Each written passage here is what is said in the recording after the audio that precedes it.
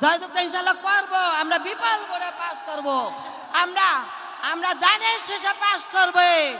আল্লাহর রহমতে দান আমরা জীবন দিয়ে আল্লাহর রহমতে আমরা দানের শেষে পাস করব ইনশাআল্লাহ। ধরেন এটা, হ্যাঁ এটা ধরেন 95 ওয়ার্ড। জি। আপনার নামটা কি? আমার নাম লিলি। এটা কাছে নিতে হবে মাই। আমার নাম লিলি। আচ্ছা, উনি 95 নম্বর ওয়ার্ডের 95 নম্বর ওয়ার্ড তো ভাষান থেকে মধ্যে পড়লো না? হ্যাঁ। আচ্ছা, তো এখন বোন আমাকে একটু আপনি বলেন, আমরা জুয়েলের কথা শুনেছি একটু আগে, জুয়েল যে বলে গেল ওইখানেই থাকে, তো এই এলাকার মূল সমস্যাটা কি? জি, এখানে স্যার কি আমরা করতে হবে? বিএনপি ইনশাল্লাহ সরকার গঠন করলে, আমি ইনশাল্লাহ আপনাদের ভোটে জিতলে কি করতে হবে, মূল কাজটা কি করতে হবে? আসসালামু আলাইকুম। আমরা বস্তিবাসী, আমাদের মানে আমাদের কিছুই নেই। আমরা চাই যে আমাদের একটা পুনর্বাসন হোক। আর আমরা বলছিলেন যে আমাদের ফ্যামিলি কার্ড দিবেন, তাই আমরা এই জন্য আপনার কাছে আসছি। ফ্যামিলি কার্ড চাই, গার্মেন্টসে চাকরি করতে।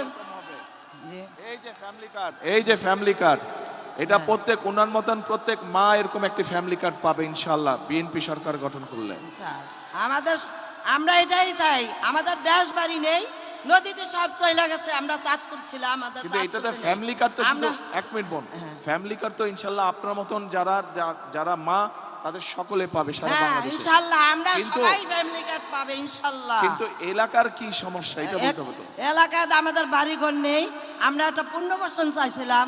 যদি আমাদের পুনর্বাসন দেন তাহলে আমরা সবাই আর কি আনন্দ পাবো, খুশি পাবো। আপনার যদি আমরা ভোট যদি জয়যুক্ত করতে পারি তাহলে আমাদেরকে পুনর্বাসন দিবেন। তাহলে জয়যুক্ত করেন।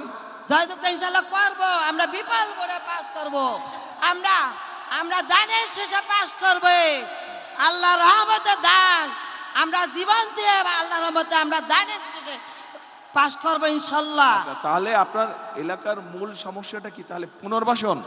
হ্যাঁ, পুনর্বাসন আমাদের ঠিক, পুনর্বাসন মূল সমস্যা। পুনর্বাসন আমাদের ফ্যামিলি কার্ড। পুনর্বাসন, হ্যাঁ পুনর্বাসন আমরা ফ্যামিলি চাই। কার্ড তো শুনেন, কথা শুনেন। ফ্যামিলি কার্ড তো আপনার মতন মা যারা তাদেরকে দিব, ওটা একটা ব্যাপার। আর এলাকার ফ্যামিলি কার্ড তো সারা দেশে। আমাদের এখানে আমার ছেলেই লেখাপড়া করা মাস্টার্স পাস করছে, আমাদের চাকরি দেওয়ার কথা বলছিল। অনেক জায়গায় আমরা গেছিলাম, আমার ছেলের চাকরি হয় নাই। আমরা অনেক লোকজন আছে, অনেক যুবক আছে লেখাপড়া করে চলতেছে, চাকরি দেওয়ার কথা বলছিল, কোনো চাকরি দেওয়া হয় নাই। আপনার কাছে আমাদের অনুরোধ, আর সবাইকে তো আপনি চাকরি দেবে, যারা শিক্ষিত, যাদেরকে চাকরি দেওয়ার জন্য আমি অনুরোধ জানাচ্ছি। আপনি চাকরি দিবেন। আমরা 95 ওয়ার্ডে আমরা ইনশাল্লাহ জয়যুক্ত করব ইনশাল্লাহ। আমরা বিপুল বোর্ডে পাস করব ইনশাল্লাহ।